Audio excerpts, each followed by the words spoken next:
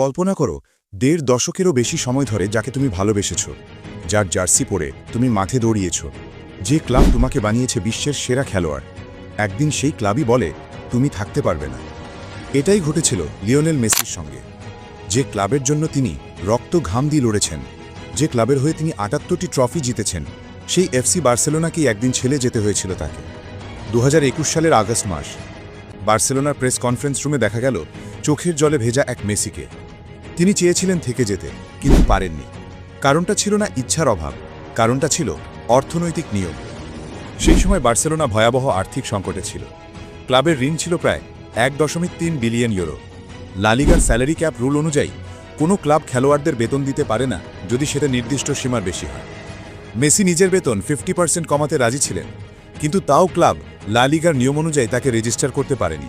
অর্থাৎ মেসিকে রাখতে বার্সেলোনার ইচ্ছা ছিল, কিন্তু আইনগতভাবে অসম্ভব হয়ে পড়েছিল। আমি থাকতে চেয়েছিলাম, আমি সব চেষ্টা করেছি, কিন্তু লা লিগার নিয়মের কারণে তা সম্ভব হয়নি। এই কথাগুলো বলার সময় চোখ থেকে গড়িয়ে পড়ছিল অশ্রু।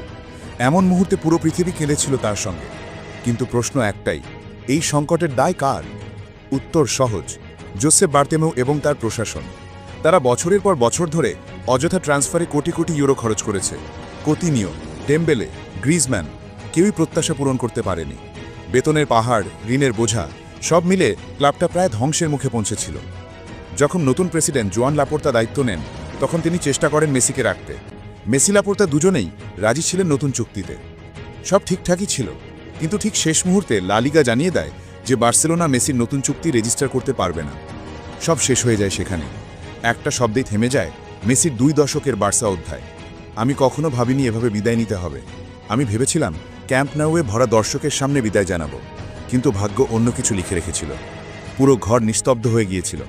সেই কণ্ঠ যে এতবার গ্যালারিকে আনন্দে ভরিয়ে দিয়েছে, সেদিন কেঁদেছিল হাজারো স্মৃতির ভারে। অনেকেই বলে বার্সেলোনার ভেতরের রাজনীতি এতটাই বেড়ে গিয়েছিল যে কেউ চায়নি মেসি থাকুক। কিছু কর্মকর্তা নাকি মনে করতেন মেসি গেলে ক্লাবের আর্থিক ভার কমবে। এমনকি তার কিছু সতীর্থ, যেমন পিকে, নাকি লাপোর্তাকে বলেছিলেন মেসি না থাকলে ক্লাবের ব্যয় কমবে। এই খবর শুনে মেসি ভীষণ কষ্ট পেয়েছিলেন। একসময় প্রিয় ক্লাব, প্রিয় বন্ধুরা সব যেন ধীরে ধীরে দূরে সরে যাচ্ছিল। তবুও মেসি কাউকে দোষ দেননি। তিনি শুধু বলেছিলেন সময় হয়তো এভাবেই শেষ হয়। তার চোখে তখন শুধু কৃতজ্ঞতা, ক্লাবের প্রতি, দর্শকের প্রতি, আর সেই শহরের প্রতি যেখানে তিনি শৈশব থেকে পুরুষ হয়েছেন। ২০২১ সালের অগস্টের মাঝামাঝি মেসি প্যারিসে উড়ে যান, সাইন করেন পিএসজির সঙ্গে। নতুন অধ্যায় শুরু হয়, কিন্তু তার মন পড়ে থাকে বার্সেলোনাতেই। প্রথম প্রেস কনফারেন্সেই তিনি বলেছিলেন, আমি বার্সেলোনাকে কখনো ভুলব না, একদিন আমি আবার ফিরে আসব। এই কথাটা তিনি রেখেছেনও। ২০২৩ সালে ইন্টার মায়ামিতে যোগ দেওয়ার পরও মেসি বলেন, আমার হৃদয় আজও বার্সেলোনাতেই আছে। মেসির কাছে বার্সেলোনা মানে শুধু একটা ক্লাব না, এটা ছিল তার বাড়ি, যেখানে তিনি বড় হয়েছেন, ভালোবেসেছেন, শিখেছেন কি মানে বিশ্বের সেরা হওয়া। তিনি একবার বলেছিলেন, আমি কখনো ভাবিনি আমার জীবন বার্সেলোনা ছাড়া হতে পারে। কিন্তু বাস্তবতার সামনে কোনো আবেগ টিকেনি। অর্থনীতি, নিয়ম, রাজনীতি সব মিলে ইতিহাসের সবচেয়ে আবেগপূর্ণ বিদায়টা এনে দিয়েছিল। তবুও মেসি দূরে যাননি। তিনি আজও বার্সেলোনার মানুষ। যখনই কেউ বলে বার্সা, বিশ্বের মানুষ আজও মনে করে মেসি মানেই বার্সেলোনা। মেসি বার্সেলোনা ছাড়েননি নিজের ইচ্ছায়, বরং পরিস্থিতি তাকে বাধ্য করেছিল।